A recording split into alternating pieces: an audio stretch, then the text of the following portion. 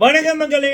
So ஒரு 5 ரூபா 10 ரூபா இல்லை ஒரு ஏழை வந்து ஏதாவது ஒரு பொய் சொன்னா அந்த ஏழையை வந்து உதாரணத்துக்கு ஜூலி அப்படின்ற ஒரு பொண்ணு பிக் பாஸ் தமிழ் சீசன் 1ல வந்தாங்க. ஒரே ஒரு பொய் சொன்னாங்க, சரிங்களா? அப்போ அந்த பொண்ணுக்கு கிட்டத்தட்ட 5 வருடங்கள் நெகட்டிவிட்டி. ஸோ எந்த பட சான்ஸுமே வந்து இல்லை. அப்படி கிடைச்சாலும் அதை வந்து மக்களால் கழுவி ஊற்றப்பட்டது.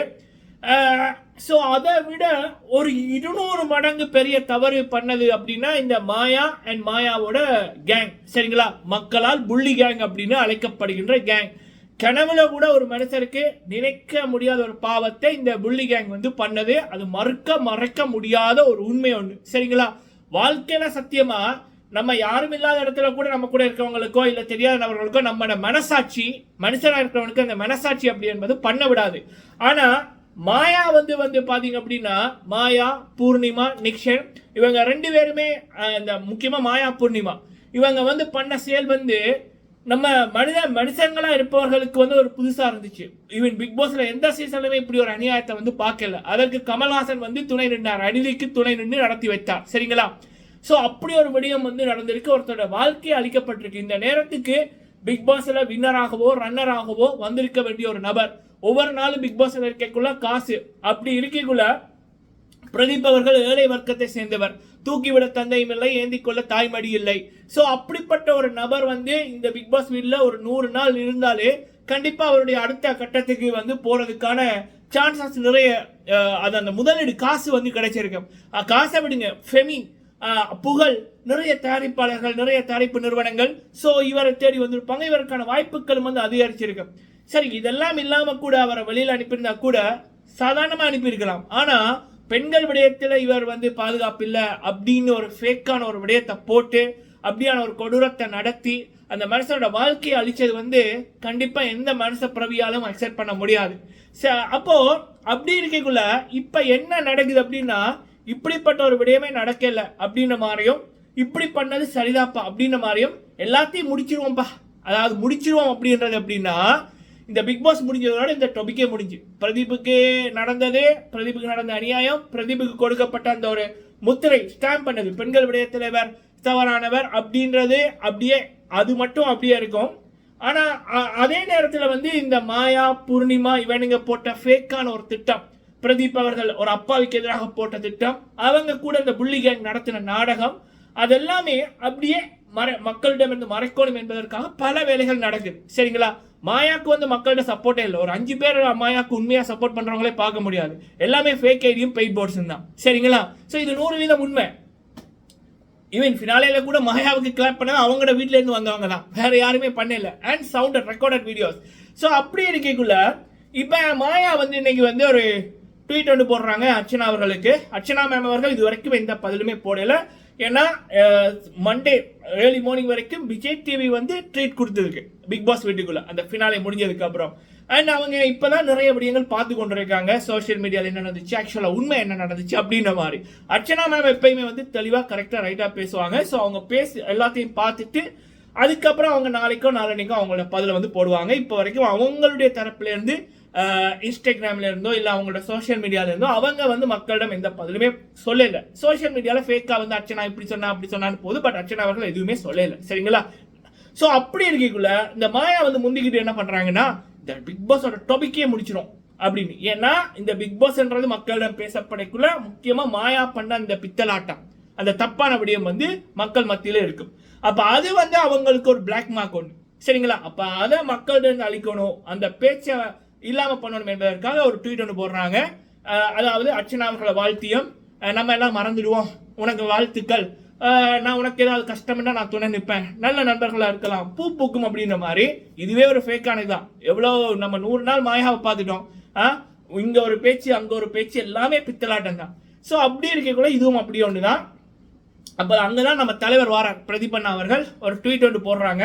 அவர் போட்ட ட்வீட் என்ன அப்படின்னா, ஹாய் மாயா, லைஃப் எல்லாம் எப்படி போகுது, நீ நல்லா இருப்பான்னு தெரியும். Just wanted to say that the cost of my friendship is 50 lakhs. நான் அவ்வளோ எல்லாம் ஓத் இல்லைன்னு நீ நினைச்சேன். I understand. It was nice playing with you. Check mate. அப்புறம் ஹேஷ்டேக் அண்ணன் தான் ராக் ஸ்டார் அப்படின்ற மாதிரி அண்ணா போட்டிருக்காங்க. இன்னைக்கு ஃபுல்லா மக்கள் வந்து இந்த மாயா வந்து பிரதீபண்ணாக்கு பண்ண துரோகம், அந்த பித்தலாட்டம், அந்த ஒரு ஃபேக்கான ஒரு விடயத்தை பண்றதுக்கு மாயாவும் பூர்ணிமாவும் பண்ண விடயங்களை, அந்த வீடியோக்கள் எல்லா குறும்படத்தையும் சோசியல் மீடியாவில் வைரலாக்கி கொண்டிருந்தாங்க. மக்களின் குரல் ஒழித்து கொண்டிருக்கு. அப்ப அண்ணா வந்து அந்த வீடியோ ஷேர் பண்ணி போட்டு இந்த ட்வீட்டையும் வந்து போட்டாரு. காரணம் மாயா வந்து மாயாவோட புள்ளி கேங் வந்து அகைன் என்ன பண்ணுதுன்னா, அவங்க பண்ண தவறு இனிமேல் மக்களிடம் பேசப்படக்கூடாது, இந்த விடயத்தை அப்படியே மூடி மறைச்சிருவோம், பிக் பாஸ் சீசன் 7 பேசப்பட்டதான் இந்த விடயங்கள் இருக்கும். ஸோ அதனால அர்ச்சனாக்கு இப்படி ஒரு ட்வீட்டை போட்டு ஒரு ஃபுல் ஸ்டாப்பை வச்சுட்டோம்னா எல்லாமே மறந்துடும் அப்படின்றதுதான் மாயாவோட திட்டம். ஸோ அப்போ பிரதீபண்ணா அவர்கள் ஒரு ட்வீட் ஒன்று போடுறாங்க. கண்டிப்பா பிரதீபண்ணா இடத்துல நான் இருந்திருந்தா நான் எல்லாம் வேற ஏதாவது பண்ணியிருப்பேன். ஒன்று எனக்கு ஏதாவது நடந்திருக்கும், மென்டலி அப்செட் ஆகிருப்பேன். இல்லை அப்படின்னா நான் கண்டிப்பாக நான் ஏதாவது நான் பேசிக்கொண்டே தான் இருப்பேன். ஆனால் Pratibha is a genius, she is a gentleman, சரிங்களா? ஆனால் மனுஷனா பிறந்தவன் ஒரு சின்ன ஒரு எறும்பு அடித்தா கூட எனக்கெல்லாம் அது வந்து ஒரு அது அடிக்க மனசே வராது. ஆனால் அப்படி இருக்கக்குள்ள ஒரு ஏழையோட வாழ்க்கையை, அதுவும் நண்பன் அண்ணன் அப்படின்னு சொல்லி உறவாடி கெடுத்து போட்டு இப்போ எப்படி சாப்பிட முடியுதுன்னு எங்களுக்கு தெரியல. மனுஷங்க வந்து அப்படி சாப்பிடக்கூட முடியாது. ஏன்னா நமக்கு ஒரு சிந்தனை ஒன்று இருக்கும் இல்லை.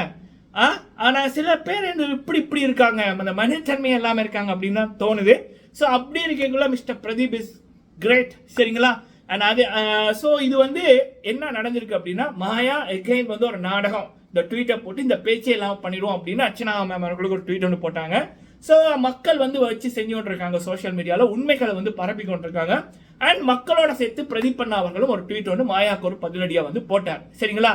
பிக் பாஸுக்குள்ள 100 நாள் நாடகம், வெளியிலையும் ஒரு ஃபேக்கான ஒரு நாடகம், இதெல்லாம் ஏன் நம்ம உண்மையா இருந்தோம்னா நம்ம நடிக்க தேவையில்லை. இப்படி மக்களோட ஆதரவு இல்லாம நம்மளே வந்து செட் பண்ணி எனக்கு நான் வரைக்குள்ள மேலம் தானபடி இந்தா இந்தா இந்தா நீ எனக்கு பாராட்டு அப்படின்னு நம்மளை தெரிஞ்சவங்களே நம்மளை பாராட்ட வைக்கிறது கேவலத்தின் உச்சம்.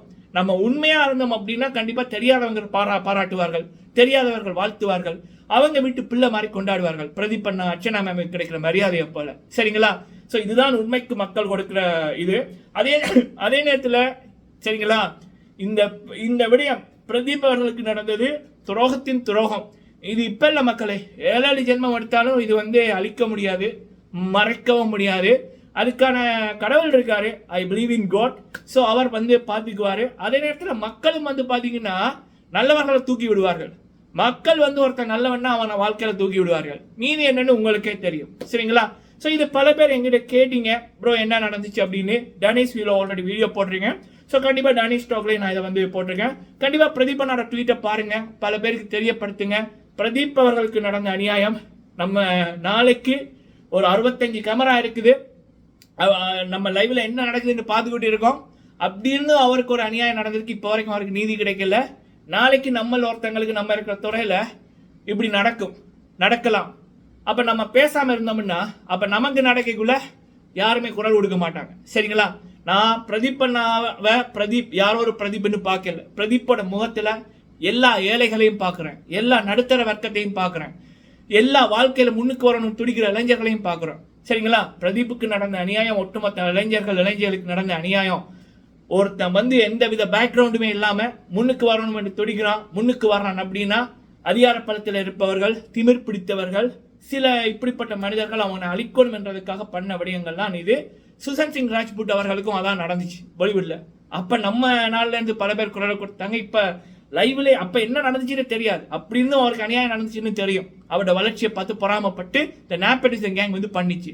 இங்க வந்து ஒட்டுமொத்த பல கோடி கண்களுக்கு முன்னுக்கு இந்த புள்ளி கேங் வந்து பண்ணுது. பட் ஸ்டில் வந்து அதுக்கான தீர்ப்பு வந்து கிடைக்க முடியாம இருக்கு, சரிங்களா? ஒரு சொறி கூட சொல்றாங்க இல்லை, அந்த அளவுக்கு இருக்கு நிலைமை. ஸோ இது வந்து கண்டிப்பா மக்களே பேசுங்க, பிரதீபண்ணார ட்வீட்டை பற்றி பேசுங்க, பல பேருக்கு ஷேர் பண்ணுங்க. ஸோ கண்டிப்பா கடவுள் இருக்காரு, சரிங்களா? கர்மா இருக்குது, எல்லாம் நல்லபடியா நடக்கும். நன்றி.